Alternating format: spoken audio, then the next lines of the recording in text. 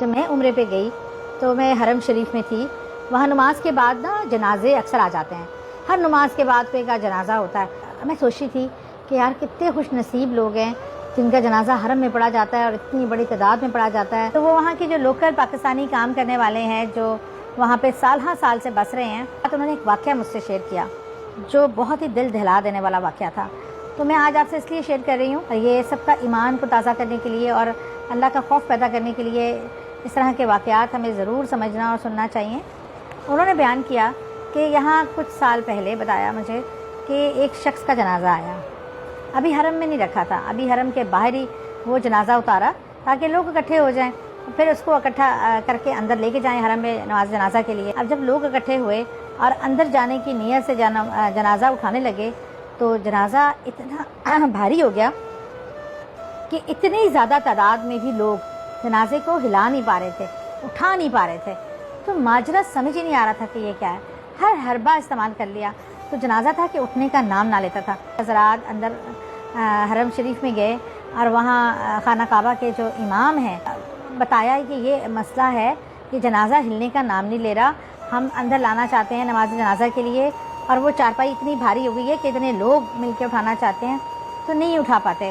انہوں نے فرمایا اس آدمی کا بیک گراؤنڈ کیا ہے, یہ کون ہے, کہاں سے آیا ہے. ان کی فیملی میں سے شاید کسی کو بلایا گیا.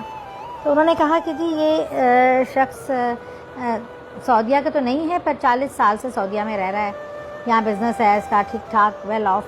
لیکن انہوں نے کہا تو مجھے بتاؤ کہ اس نے کتنے حج اور عمرے کیے. اس کے بیٹے نے بڑا شرمسار سا ہو کے کہا کہ میں آپ سے جھوٹ نہیں بول سکتا, انہوں نے 40 سال میں کبھی کوئی حج اور عمرہ نہیں کیا.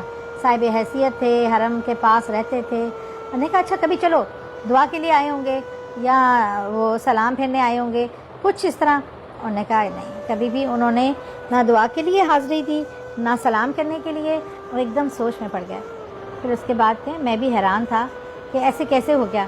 اب مجھے سمجھ آیا ہے کہ 40 سال یہاں رہنے کے باوجود جو شخص حرم میں داخل ہی نہ ہویا, نہ کبھی سلام کے لیے, نہ کبھی عمرے کے لیے, نہ کبھی حج کے لیے, نہ کبھی نماز کے لیے, تو یہ کیسے ممکن ہے کہ اللہ مرنے کے بعد اس کے جنازے کو اجازت دے دے اور وہ یہ شرف حاصل کر لے کہ اس کا جنازہ خانہ کعبہ میں پڑھا گیا. انہوں نے فرمایا کہ آپ ایسے کریں کہ اب واپسی کی نیت کے لیے اس کو اٹھائیں اور اس کو لے جائیں یہاں سے واپس, کہ یہاں نہیں اس کی نماز جنازہ ہو سکتی. بہرحال عزیز و اقارب نے بڑا رویت ہوئے کہا کہ آپ کچھ معاملہ رحم فرمائیں. انہوں نے کہا یہ میرا معاملہ نہیں ہے, یہ اللہ کا معاملہ ہے, تو اس لیے آپ واپسی کی نیت سے اٹھائیں, میں اجازت نہیں دے سکتا جس کو اللہ نہ اجازت دے رہا ہو.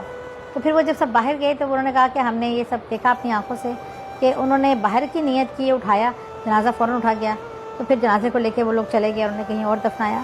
تو یہ بڑا لمحہ فکریہ تھا کہ ہم جب زندہ ہوتے ہیں, جب اللہ نے ہمیں توفیق دی ہوتی ہے, تب ہم وہ عمل نہیں کرتے اور ہم چاہتے ہیں مرنے کے بعد ہمارا نام بڑا حاجیوں اور ان میں آئے کہ ہم بڑے کوئی نیک انسان تھے. جو دنیا میں ہم عمل کرتے ہیں, دنیا میں ہم وہ کرتے ہیں, اس کا ہمیں دنیا اور آخرت دونوں میں اس کا سامنا کرنا پڑتا ہے. تو اپنا خیال رکھیے اور کوشش کیجیے کہ اللہ کے بتائے ہوئے راستے پہ چلیں.